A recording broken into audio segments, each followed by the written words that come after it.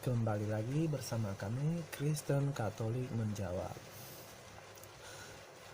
Kali ini teman-teman kita membacakan pesan inbox yang ada pada kami yang dikirimkan oleh saudara PG. Sepertinya ini adalah keluh kesah umat Katolik sendiri, teman-teman.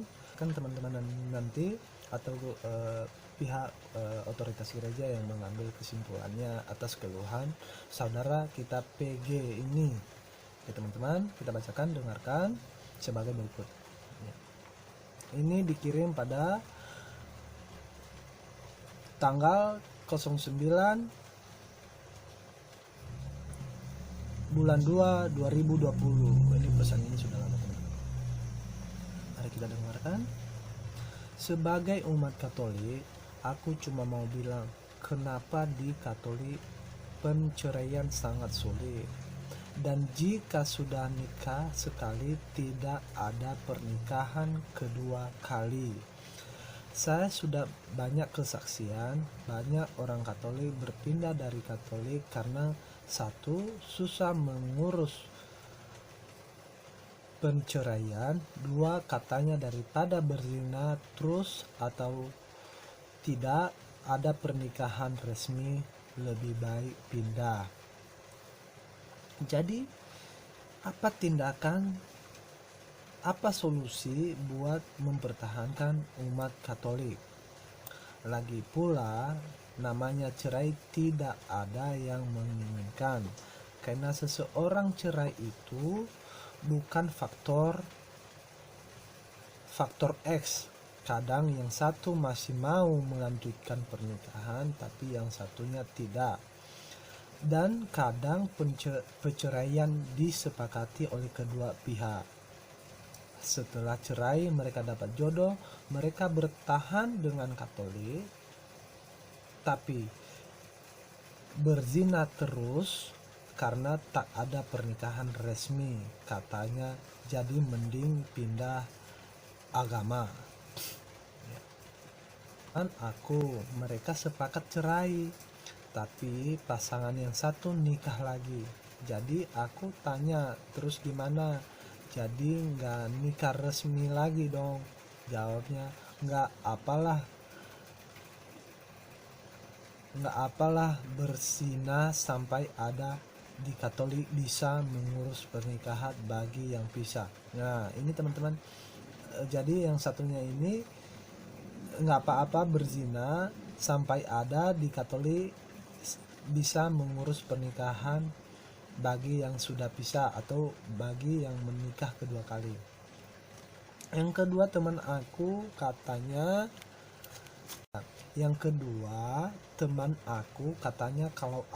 kalau temannya itu yang berpisah sama suaminya dan dapat jodoh lagi, pindah aja dari Katolik. Kalau di Katolik nggak bisa nikah resmi lagi. Yang ketiga teman aku, wow, jago juga nikahnya ya, jago nikah ini ketagihan atau bagaimana. Nah, nanti kalau bapaknya anak-anak nggak suka main perempuan lagi, karena kalau aku bisa susah lagi yang keempat. Itu temannya itu mungkin faktor ini teman-temannya, selingkuh atau main perempuan lain bagi yang suaminya, atau ya kita ingat bisa tahu ya teman-teman apa yang menjadi permasalahan mereka. Setelah pisah dari istri masuk agama lain ya teman-teman. Aku katanya, kenapa kok pindah? Setelah pisah dari istri masuk ke agama yang bukan Kristen ya teman-teman, suaminya. Aku tanya kenapa kok pindah, katanya faktor urus penceraiannya susah nikah lagi, kalau dapat jodoh nggak bisa, jadi aku pindah aja ke yang bukan Kristen, yang bukan Katolik. Dia udah pindah, dia udah mualaf berarti. Entah. Nah, ini sebenarnya pesan ini kami sudah membalasnya ya teman-teman kepada yang bersangkutan. Kami udah membalas, tapi ini khusus kami membaca penjelasannya atau balasan dari dia. Nah, gimana cara konsultasi dengan pastor jika salah satunya sama sekali tidak mau pusing? Contohnya, awalnya aku memohon kembali sama suamiku, tapi suami udah gak mau sama sekali. Aku udah coba beritahu pastor, tapi entahlah. Dan jika sekarang aku mau nikah lagi, aku ada di dua pilihan, beralih atau bertahan di Katolik dengan berzina karena tidak ada pernikahan yang kedua kalinya. Dan karena sudah hampir 1 tahun aku ditinggal suami, aku selalu berusaha mencari tahu bagaimana caranya agar aku bisa dapat cerai resmi. Aku tidak mengerti harus bagaimana, karena suamiku pun sudah tak ada kabarnya entah di mana. Dan gimana jika kalau aku menemukan jodohku yang kedua, apa masih ada pemberkatan? Ini ya teman-teman, seharusnya sih ini lebih bagus yang memberikan penjelasan itu adalah gereja, tapi kami sebagai admin Kristen Katolik menjawab ya, kami juga sedikit tahu, tapi bukan berarti nanti yang kami nyampaikan ini adalah pasti benar. Kalau salah ya mohon maaf. Sebaiknya sih teman-teman menanyakan ke pihak otoritas gereja Katolik itu. Tapi kalau aku bilang begini teman-teman,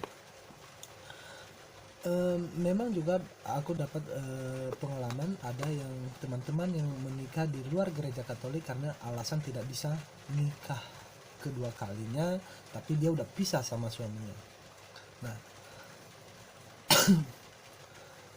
apa yang harus saya lakukan bila kepribadiku itu terjadi? Kalau saya kepribadiku itu terjadi, maka pertama saya mempertahankan pernikahan saya. Mempertahankan pernikahan itu karena saya mematuhi pernikahan Katolik adalah yang memisahkan adalah hanya kematian. Jadi jika pasangan kamu contohnya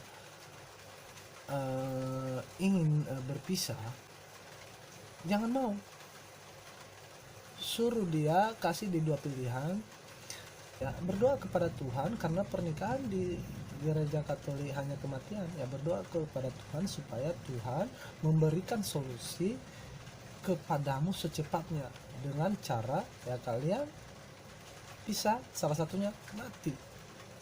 Itu kalau menurut aku, karena sampai sekarang gereja Katolik benar tidak ada susah, memang bukan tidak ada susah untuk mengurus pernikahan kedua kalinya. Itu harus disetujui oleh paus, otoritas tertinggi gereja Katolik. Nah, entah benar cerita atau tidak teman-teman, kalian mendengarkan almarhum Ibu Susana yang main film horor itu dulu, dia menunggu perceraiannya itu selama 24 tahun baru dikeluarkan oleh Vatikan dan dia bisa nikah kembali. Jadi bisa begitu. Nah, itu kedua teman-teman. Ke satu tadi apa yang aku bilang pertama, berdoa kepada Tuhan supaya kamu atau dia yang harus mati duluan supaya kalian berpisah. Atau kedua ya, kamu harus mengurus terhadap gereja, mengikuti prosedur sedemikian lama, karena pembatalan pernikahan itu tidak ada bila sudah punya anak. Pembatalan pernikahan dalam gereja Katolik adalah bila pernikahan itu tidak menghasilkan anak karena kualitas seksual dari satu yang lainnya berbeda, ada kelainan ini, atau contohnya nih teman-teman, Contohnya sebelum kita menikah, kita kan nggak tahu pasangan kita barangnya berfungsi atau tidak. Setelah kita menikah udah nggak berfungsi. Jadi itu bisa melakukan pembatalan pernikahan dengan mengajukan sampai di keuskupan kita di wilayah. Tapi kalau untuk penceraian itu, untuk menikah kembali, harus meminta persetujuan sampai ke Vatikan. Nah, yang perlu dipikirkan gereja, yang aku saranin kepada gereja juga, ya perlu mungkin memang benar kata PG tadi, tidak ada yang mau penceraian dalam rumah tangga. Tapi ya kenyataan hidup ya pasti ada yang melakukan hal itu.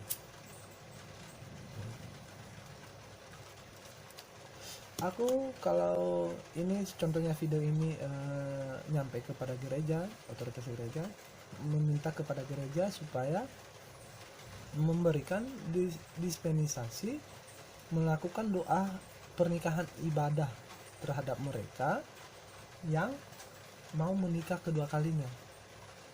Nah, maksud aku pernikahan ibadah itu beda kalau pernikahan yang diakui gereja Katolik adalah pernikahan sakramental, sakral. Nah, itu pernikahan kudus yang contohnya memang pernikahan resmi.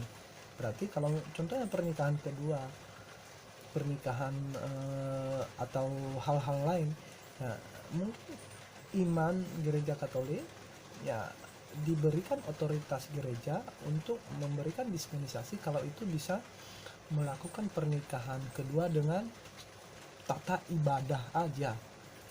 Jadi benar tadi, daripada mereka terus berzina, daripada juga meninggalkan gereja Katolik, ya lebih baik dikasih mereka pernikahan ibadah, pernikahan berdoa, bahwa kita berdoa kepada Tuhan bahwa kita menyaksikan biar mereka nikah mengurus di negara, tapi kita berdoa kepada Tuhan supaya mereka menjadi keluarga yang sakinah mawaddah warahmah, itu teman-teman. Walaupun nanti gereja tidak mengeluarkan sertifikat pernikahan, jadi biar mereka aja, cuman kita berdoa kepada mereka, melakukan ibadah kepada mereka supaya menyaksikan ibadah itu, supaya bisa mereka mengurus catatan sipil. Itu pesan saya kepada gereja. Kalaupun mempertimbangkan, kalau juga tidak, ya itu tergantung pada otoritas gereja kita. Memang mematuhi aturan-aturan yang terdapat dalam gereja kita. Nah, seterusnya, dan belum tentu ada umat yang mau menikah kedua kalinya berbicara dengan gereja, berbicara dengan lingkungan, aktif bergereja. Nah, ini yang saya khawatirkan teman-teman. Contohnya ada yang cerai, dia tidak aktif di lingkungan lagi, mungkin karena dia malu, dia nggak aktif ke gereja lagi karena mungkin dia malu, dia ibaratnya dia sesekali ke gereja tapi sendiri aja, dia tidak ngikutin lingkungannya, dia nggak ikut berbaur kepada lingkungannya, tapi tiba-tiba dia mau nikah, dia minta permohonan mau nikah, atau dia nggak meminta permohonan nikah di dalam gereja Katolik karena dia malu sama lingkungan atau sama gereja. Pernah nggak ada yang kayak begitu, kejadian kayak begini, cerai terus berbaktilah terhadap gereja. Berbakti maksudnya ini tetap ikut kegiatan lingkungan, tetap ikut kegiatan gereja, dan tetap kamu umumkan di gereja kalau kamu sudah cerai. Entah itu resikonya, entah kamu dijauhkan sama teman-temanmu, ya itu udah resiko, tapi kamu udah jujur kepada gereja bahwa saya sudah cerai. Nah, mungkin pertimbangan ini kalau contohnya beberapa tahun, dan itu deal bukan sama kamu, bukan kamu yang melakukan kesalahan. Penceraiannya itu bukan kamu yang selingkuh yang melakukan kesalahan. Jangan-jangan kamu yang selingkuh, terus suamimu meninggalkan kamu, tapi kamu mohon lagi menikah di gereja karena kamu selingkuh sama suamimu. Itu kan jahat kamu.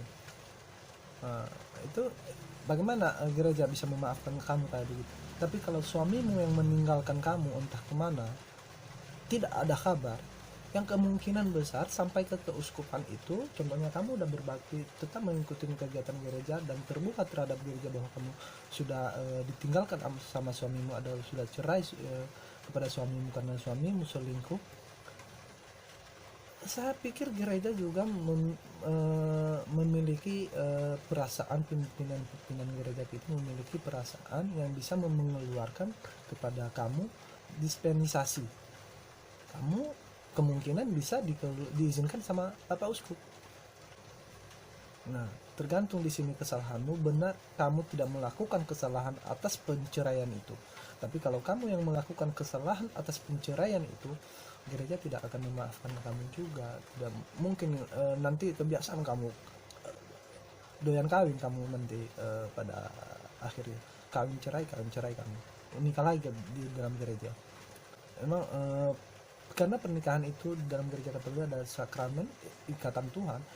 Kamu mempermainkan Tuhan, jatuhnya kamu mempermainkan Tuhan, dan itu tidak baik. Nah, itu saja teman-teman, sekian komentar ini, semoga bermanfaat bagi kalian. Apa yang menjadi intinya adalah itu jangan melakukan kesalahan perselingkuhan di dalam pernikahan.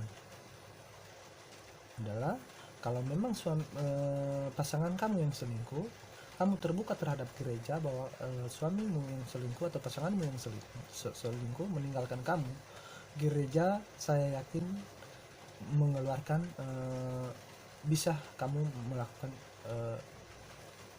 nikah, minimal ibadah pernikahan dalam gereja Katolik.